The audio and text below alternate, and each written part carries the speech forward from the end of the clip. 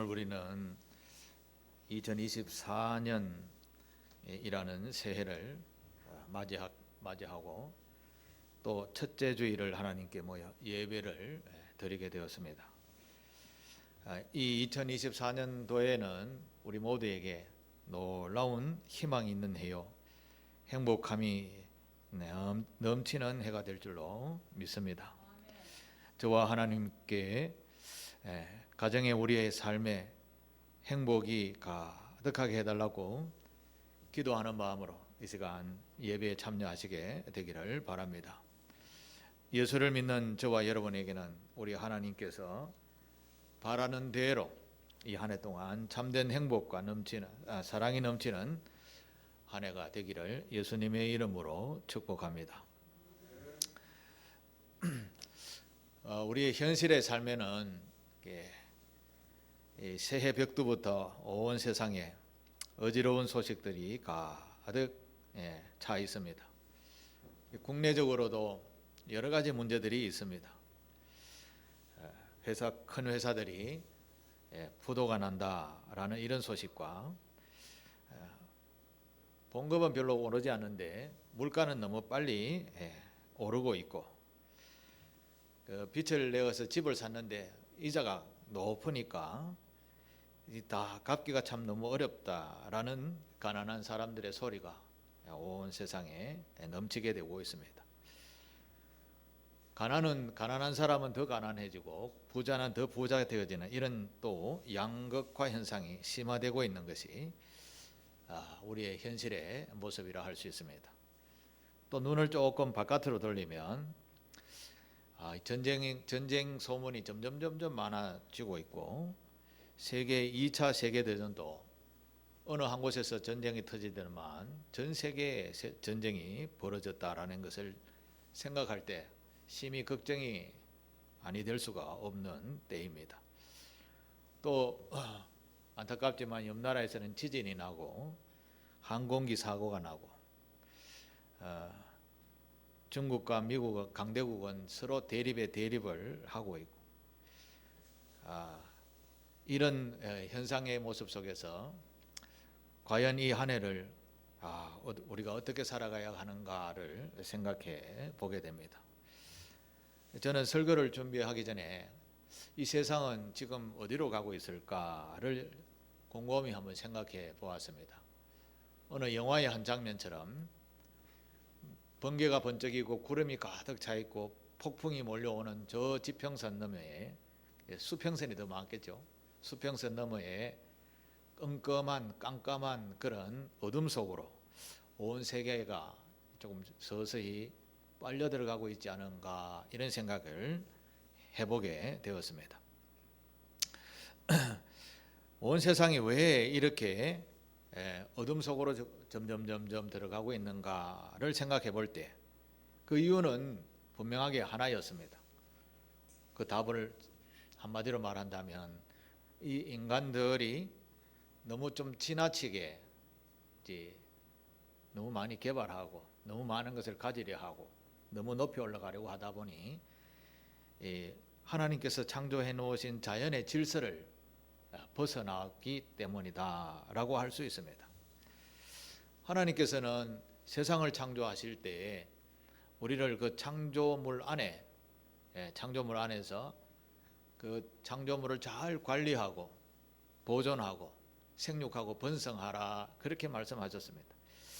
그런데 그것을 벗어나니까 우리에게 점점점 큰 문제들로 인하여 다가오는 것을 보게 되는 것이죠.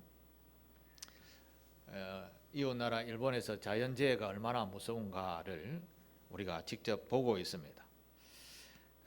이런 하나님께서 창조 원리를 우리에게 주셨는데 우리는 이것을 너무 지나치게 개발하고 해서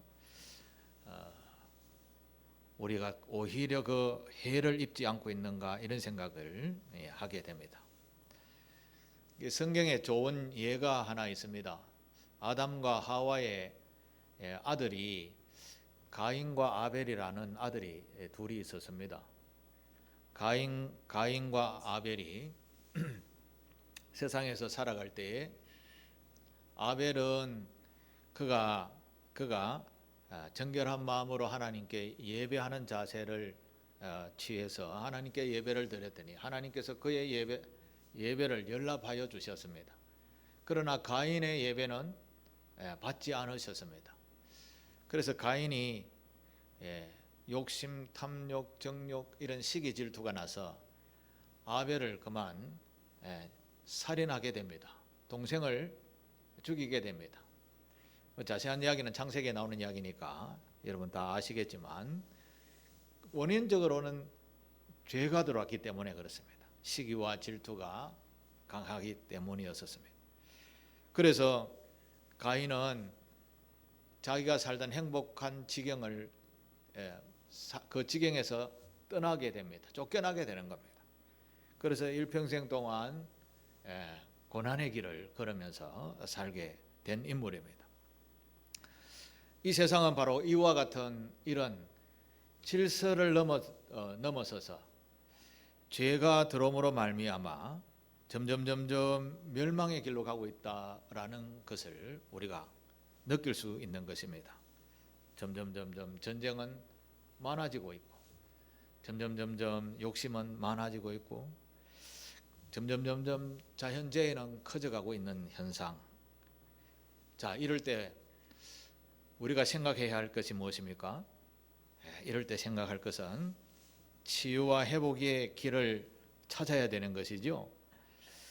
자연에도 치유가 필요하고 우리 인간에게도 치유가 필요한 때인 줄 믿습니다. 여러분 뉴스에도 보신 적 있으십니까? 우리가 플라스틱이라는 굉장히 편리한 이 물건을 얼마나 많이 사용하는지요. 우리 대한민국의 2배가 되는 플라스틱 섬이 태평양 바다에 둥둥 떠다니고 있다고 그럽니다. 우리나라보다도 2배가 넘는 그런 면적이 섬이 되어져서 순전히 플라스틱으로만. 그뿐이겠습니까? 전 세계 바다에 고기들이 플라스틱을 이렇게 먹고 마시며 또 그것이 돌아서 우리 인간에게 돌아오게 되는 이 때를 우리가 살고 있습니다. 그러고 보면 인간의 탐욕과 욕심이 참 어떤 것을 초래하게 되는가라는 것을 생각하게 됩니다. 자, 그러면 우리는 여기에서 서 있어야 되지 않겠죠? 우리는 치유하는 방법을 배워야 하는 겁니다. 그런데 사람들은 자기가 사는 자리를 잘 벗어나려 하지 않습니다. 익숙한 것에 너무 익숙해져서 새로운 것을 잘 받아들이려 하지 않는 것이 인간의 근본 사고입니다. 그래서 옛날에 이런 말이 있죠. 우물 안에 개구리. 여러분 우물 안에 개구리는 일평생 봐도 우물 안에 있는 하늘만 보는 겁니다. 가끔 새가 지나가면 저게 새인가 보다 하지만 세상에 새가 얼마나 많은지를 모르는 거죠. 바깥에는 가뭄이 와서 완전히 땅이 메말라 있는데 우물 안에 개구리는 아직 물이 있기 때문에 나는 괜찮다 하다가 말라버리면 어디 피할 길도 없는 것이 우물 안에 개구리인 것이죠. 이런 원리로 생각하면 우리 인간은 끊임없이 도전 정신으로 어떤 것을 개발하고 받아들이고 또 치료해야 할 것이 눈앞에 있으면 치료를 받아야 되는 것입니다. 원래 표어를 주여 치유하게 하소서라는 표현을 우리 모든 교단의 산하 교회들이 다 지키자라고 하면서 치유하게 해달라는 그런 간절한 기도 제목을 세우고 한 해를 출발하고 있습니다. 한 해를 시작하면서 자, 그러면 우리가 오늘 나는 어떤 허물을 가지고 있으며 고쳐야 할 점이 무엇인가를 살펴야 되겠죠. 우리는 우리 스스로 절대 우리의 허물을 알 수 없습니다. 볼 수도 없고요. 그러니까 제3자를 통해서 나의 허물을 알게 되는 겁니다. 우리가 그것을 대표적으로 거울을 보면 알 수 있죠. 내 얼굴에 무엇이 묻었는가 안 묻었는가 거울을 봐야 아는 거죠. 음식물을 먹었는데 입에 밥풀이 하나 묻었는데 저는 절대 알지 못합니다. 옆에 있는 사람이 이 밥풀 묻었다고 손짓을 해줘야 닦아내는 것과 마찬가지인 겁니다. 그래서 성경에는 오늘 본문의 말씀을 통하여서 우리에게 고쳐야 할 점을 말씀해 주고 있습니다. 자, 그러면서 오늘 읽었던 본문의 말씀 다시 한번 보도록 하겠습니다. 같이 읽습니다. 시작. 이르시되 너희가 너희 하나님 나 여호와의 말을 들어 순종하고 내가 보기에 의를 행하며 내 계명의 귀를 기울이며 내 모든 규례를 지키면 내가 애굽 사람에게 내린 모든 질병 중 하나도 너희에게 내리지 아니하리니 나는 너희를 치료하는 여호와임이니라. 아멘. 이스라엘 백성들은 이집트라는 애굽에서 400년 동안 살았었습니다. 400년 동안 살면서 고난을 참 많이 당했습니다. 고난을 많이 당하고 나니까 더 이상 여기서 사는 게 너무 힘들다라고 해서 하나님 앞에 간절히 기도했습니다. 하나님, 이 고난에서 좀 벗어나게 해달라라고 기도를 했더니 하나님께서 그 기도를 들으시고 지도자를 한 명 선택하십니다. 그분이 유명한 모세라는 사람입니다. 하나님께서 모세를 통해서 이스라엘 백성들을 이집트의 왕인 바로에게 타협을 해서 이집트에서 출애굽하게 됩니다. 탈출하게 되었다라는 말씀입니다. 탈출하게 될 때 인구가 200만 명 정도 나오게 됐어요. 부산시 인구보다는 조금 적지만 대단히 많은 인구가 출애굽했습니다. 그리고 지금 전쟁이 한창인 홍해바다, 그 시나이 반도를 통해서 걸어 나오게 되었는데 그 광야에 나와서 약 1년을 보내게 됩니다. 1년 동안 뭐 했는가 하면 하나님께서 내가 누구냐? 너희 하나님이다 라고 가르치고 너희는 이렇게 살라라고 하면서 예배하는 방법, 지켜야 할 법도들을 가르쳤습니다. 너희는 이렇게 하나님이 선택된 민족이 될 거야. 그리고 내가 너희들을 안전하게 살 수 있는 나라 하나 땅을 주겠다라고 하면서 데리고 가신 거죠. 1년쯤이 좀 지나서 하나님께서 각 12지파에 한 사람씩 뽑아서 들어가야 할 땅, 앞으로 우리가 여기가 우리나라야 라고 하는 땅에다가 한번 40일 동안 한번 돌아보게 했습니다. 그 땅이 어떤가? 정탐꾼을 보낸 거죠. 정탐꾼이 12명이 갔다가 40일 동안 구석구석 돌아다니다가 돌아왔습니다.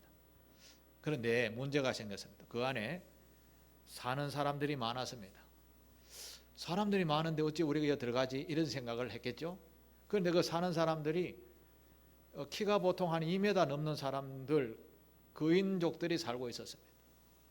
그 이스라엘 백성들이 갔다 와서 보고를 합니다. 그곳에 사람들이 엄청 덩치가 크고요. 거인들이 사는데 심지어 그들이 먹고 마시는 포도를 보니까 포도도 막 주먹만해요. 한 알이. 그러면서 포도도 메고 왔습니다.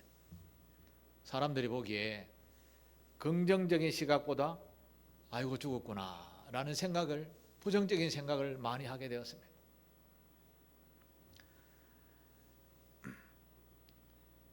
긍정적인 사고를 가진 사람이 딱 2명 있었는데 그 사람이 유명한 여호수아 하는 사람과 갈렙이라는 2사람이었습니다. 아니 여러분 무슨 말씀하십니까? 하나님이 지금 출애굽을 시켜주셨잖아요. 그리고 지금 우리 어디로 가고 있습니까? 젖과 꿀이 흐르는 땅, 가나안 땅으로, 이스라엘 땅으로 정해놓은 곳에 우리 지금 가고 있지 않습니까? 누가 인도했습니까? 하나님이 인도했잖아요. 우리 이집트 군대에서 맞았을 때 홍해 바다도 갈라주시는 분이 하나님이 아니었습니까? 바다도 건너왔는데요. 여러분 매일 아침 저녁으로 만나와 메추라기 먹는데 이게 누가 줬습니까? 하나님이 가라 했는데 우리 가면 됩니다. 여호수아와 갈렙은 이런 긍정적 믿음과 신앙을 가지고 있었습니다. 그런데 다른 10명들은 아이고 죽었다, 괜히 여기 와가지고 고생 더하네, 애굽에 있을 때는 그냥 막 노동을 해도 먹고 등 따시게 잘 살았는데, 이런 불평불만이 가득하게 된 것이죠. 여러분, 하나님 편에서 한번 생각해 보십시오.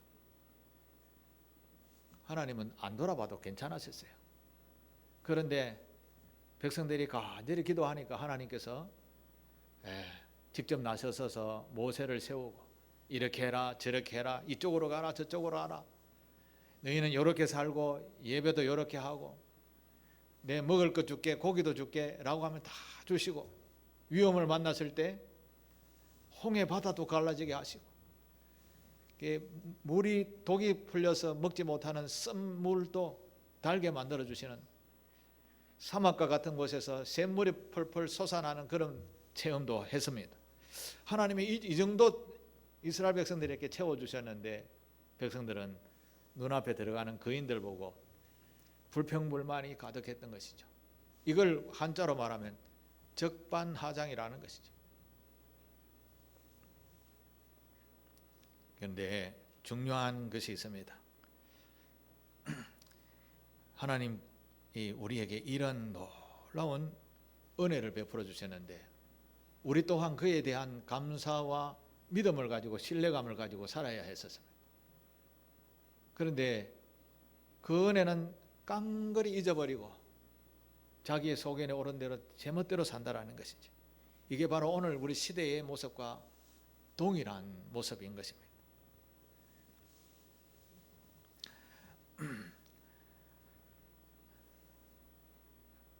이스라엘 백성들이 광야를 지나갈 때에 이스라엘 백성들은 알지 못했는데 그 광야에서 이미 살고 있었던 족속들은 이스라엘 백성들이 온다는 소식을 듣고 간담이 녹았더라라는 표현이 있습니다. 간담이 녹았더라.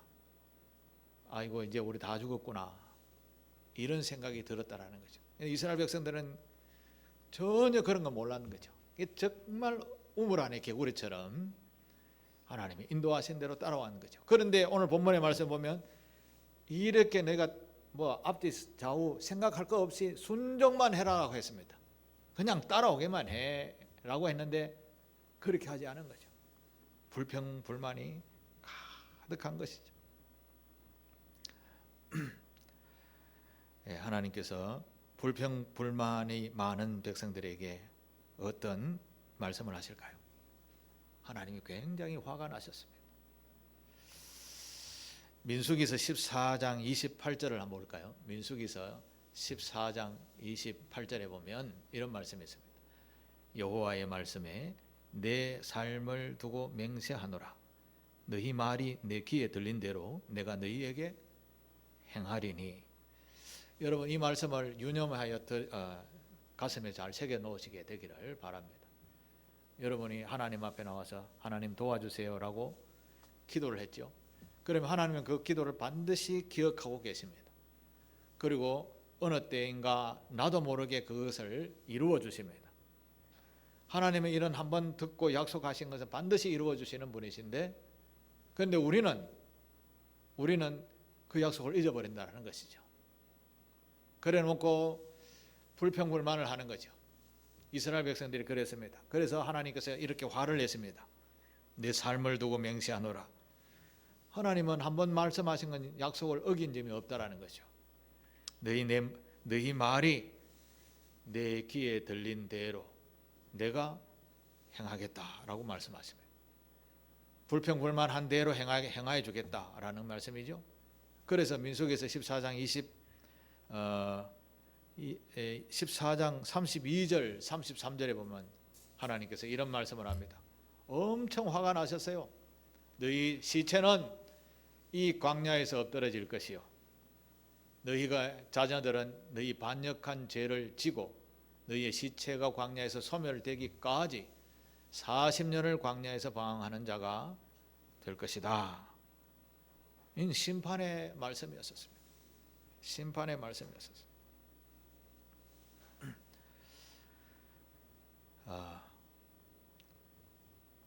아버지 하나님께서는 하나님을 경외하는 자들을 절대 잊어버리지 않으십니다. 그에 한번 약속하신 것은 끝까지 책임지시고 보호해 주시는 것입니다. 그러나 반대로 약속을 어기는 것이 우리가 더 많죠. 부인하고 떠나게 되면 회복의 기회를 주시지 않고 멸망하게 된다라는 말씀입니다. 그래서 이스라엘 백성들은 광야에서 40년을 보내면서 다 죽었습니다. 모세가 하나님 아버지, 아버지의 백성이라고 하는데 저 이웃 나라들이 뭐라 하겠습니까? 여기서 다 죽여버리면 우리 하나님이 별로 신통치 않은 하나님이네요라고 다른 이웃들이, 다른 나라 사람들이 그렇게 알지 않겠습니까? 그러니 살려주시고 이 백성들을 이끌어 주시옵소서. 모세가 간절히 기도합니다. 그래서 하나님께서 마음을 좀 돌이키시고, 그러면 부인했던 그 세대는 다 죽고 그의 후손들을 통해서 다시 이스라엘이라는 나라로 이끌어 가겠다, 그렇게 말씀하신 것이 40년의 세월이었습니다. 그런데 하나님은 원래 후손들까지 다 멸하기를 원하셨습니다. 그리고 모세의 자녀를 통해서 다시 세상을 일으켜, 이스라엘 백성들을 일으켜 너의 후손을 통해서 내 백성이 되게 하겠다라는 계획을 가지고 계셨는데, 모세가 간절하게 기도함으로 이스라엘 백성들의 후손들을 통해서 가나안 땅에 들어가게 된 것입니다. 여기에서 우리가 생각할 것은 순종하지 아니하는 죄는 바로 이런 결과를 초래하게 된다라는 말씀입니다. 오늘 우리는 살아오면서 여러 가지 일들을 만나면서 고쳐야 할 점이 많은데 고치지 않을 때가 너무 많이 있습니다. 우리는 지난 3년 동안 전무후무한 코로나와 같은 그런 일들이 생겼습니다. 그럴 때 우리는 하나님의 약속을 붙들고 더욱 하나님을 예배하는데 열심이었습니까? 아니면 교회 가지 마라, 정부에서 하니까 아이고 웬일이로 하면서 전부 다 교회 안 오고 예배 안 드리고 그랬지 않습니까? 그러니까 믿음과 신앙이 옅은 어린아이부터 시작해서 청년들이 제일 먼저 교회에서 멀어지게 되었습니다. 우리 교회도 그래도 몇 명 있었는데 코로나 들고 나서부터는 더 이상 오지 않습니다. 이 교육부가 없고 나니까 다시 세우기가 너무 힘든 겁니다.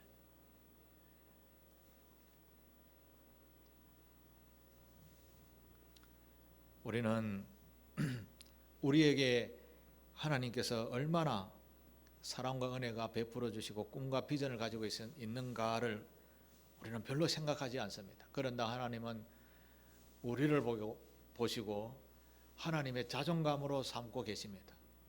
그래 맞아, 내 아들이 저렇게 살지, 그래 맞아, 내 딸이 저렇게 살지 하며 기뻐하시는 분이 바로 우리 하나님이십니다.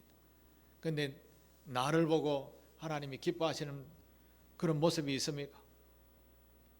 팬데믹 현상이라도 예배는 드려야지 하며 굳건하게 교회를 찾았던 우리의 모습이 있었습니까? 그러면 하나님이 얼마나 기뻐하셨을까요? 히브리서 10장 25절에 보면 이런 말씀이 있습니다. 앞으로 히브리서 10장 25절 그 앞에 한 절, 모이기를 패하는 어떤 사람들의 습관과 같이 하지 말고 오직 권하여 그날이 가까움을 볼수록 더욱 그리하자라는 말씀이 있습니다. 그리스도인의 근본 자세는 하나님의 약속을 믿고 어떤 환경과 여건이 와도 모이기를 패하는 이런 일은 없어야 되는 거죠. 그러니까 예배를 안 드리는 것은 있을 수가 없다라고 생각해야 된다라는 말씀입니다. 우리가 2024년을 살아갈 때 우리 앞에 어떤 대적들이 올 줄 모릅니다. 그러나 우리 앞에 어떤 대적들이 나타난다 하더라도 우리는 예배에 집중해야 합니다. 하나님을 떠나버리면 모든 것이 우리에게는 다 끝나버리게 되는 것입니다. 하나님의 약속은 변치 않기 때문에 그렇습니다. 우리가 순종을 하고 그의 말씀을 따르게 되면 하나님은 약속하셨습니다. 너희에게 복을 주신다고, 치료해 주신다고, 회복해 주신다고 약속하셨습니다. 이것은 하나님의 말씀입니다. 그런데 우리가 정작 회복, 치유받을 사람들이 그를 신뢰하지 아니하면 절대 받을 수 없는 것이죠. 하나님이 우리를 얼마나 존귀하게 여기시는가, 우리를 얼마나 소중하게 여기시는가. 요한일서 4장 9절에도 있습니다. 요한일서 4장 9절에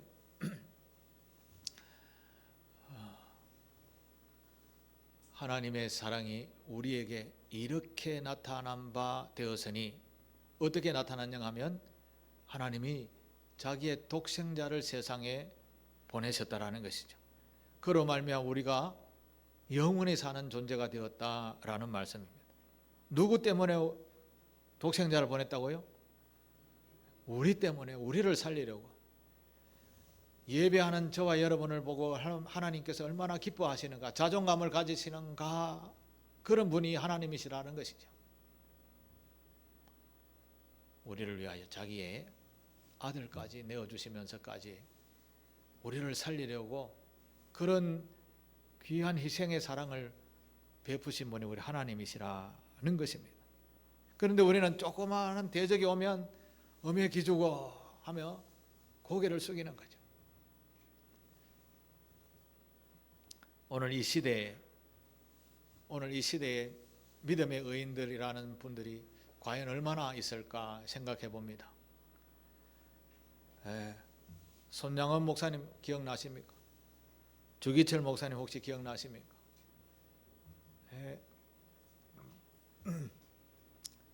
자기 아들을 죽인 살인자를 양자로 받아들인 손양원 목사님, 원수를 내 몸같이 사랑하라는 주님의 말씀을 준행하려고 그 뼈아픈 자기 아들 둘이를 죽인 살인자를 양자로 받아들인 그런 목사님.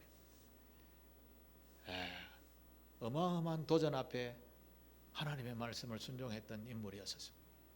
주기철 목사님, 신사참배 하나님 앞에 예배하는 자인데 뭐 사람 우상에게 절하라고? 나는 절대 못해. 그러면서 자신의 목숨까지 내어놓으셨던 분이 주기철 목사님이죠. 이야, 오늘 이 시대에 이런 믿음의 사람들, 하나님의 나라를 위해서 의로운 투쟁을 하는 사람, 이런 사람 보신 적 있으십니까?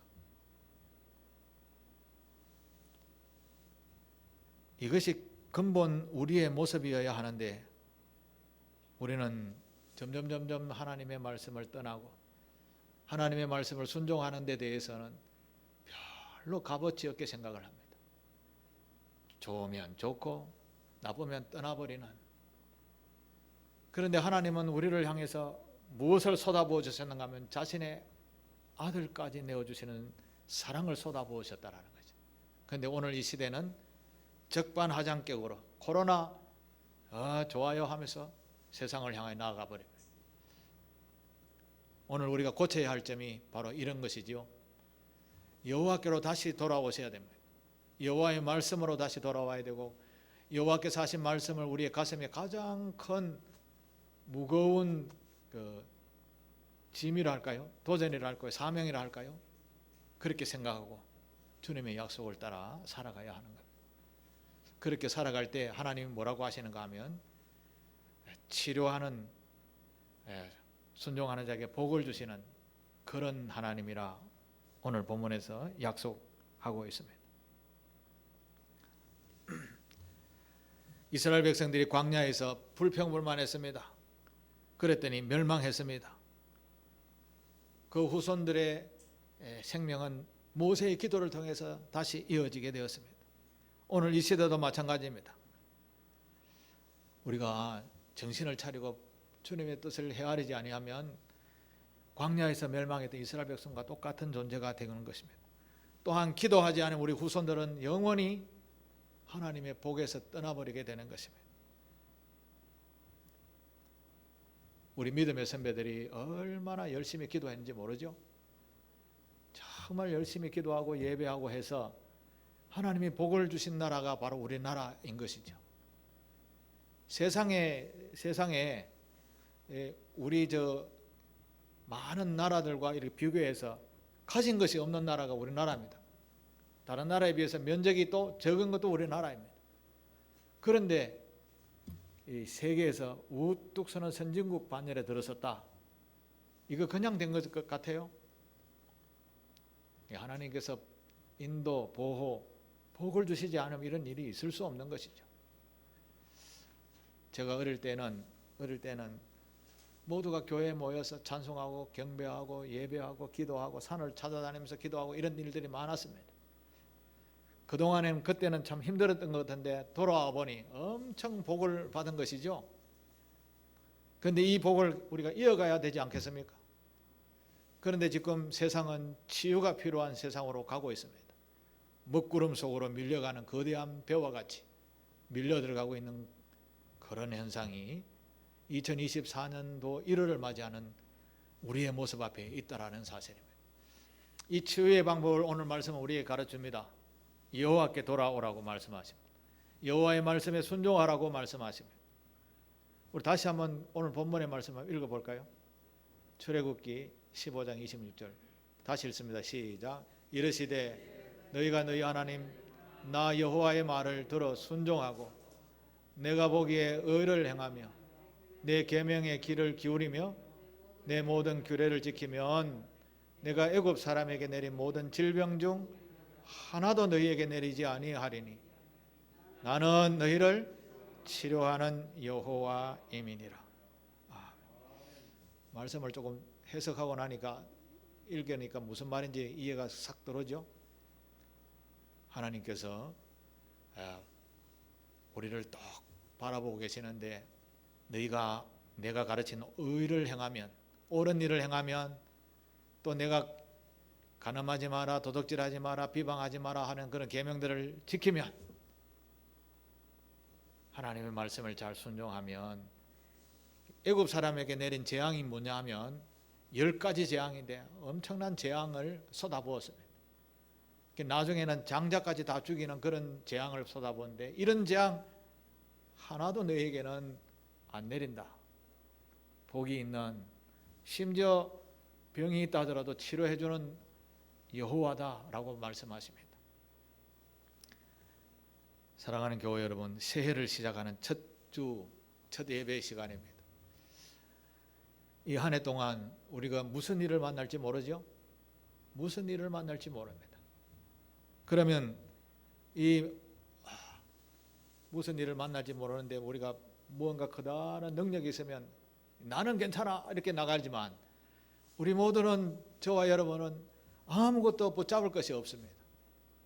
어려운 일을 당하면 그대로 당하는 수밖에 없는 그런 존재가 바로 저와 여러분이죠.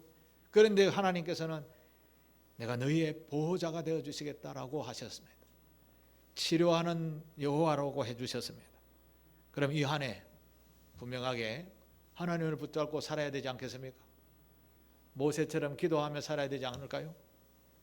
그렇게 하나님의 말씀을 순종하며 살아가게 될 때 오늘 우리 2024년에도 먹구름이 가득한 세상이지만 능히 평안하고 복이 있는 삶이 될 줄로 믿습니다. 다시 한번 우리를 위하여 자신의 독생자를 내어주시면서까지 우리를 사랑하신 하나님의 은혜에 깊이 생각하면서 우리가 우리의 스스로를 말씀에 비유하면서 내가 이렇게 살아서는 안 되겠구나 라고 생각하고 생각 드는 모든 것들을 하나님 용서하여 주옵소서라고 회개하며 기도하며 나아가게 될 때 우리를 안전한 곳으로 평안한 곳으로 행복한 곳으로 인도해 주실 줄 믿습니다. 이런 선한 목자가 되시는 주님을 이 한 해 동안 꼭 붙들고 가는 우리 상길교회 교우들 다 되시기를 예수님의 이름으로 축복합니다. 기도하겠습니다. 하나님 아버지, 이 백성, 이 나라, 열방을 하나님 치유하옵소서. 그동안 하나님의 말씀을 순종하지 못했습니다.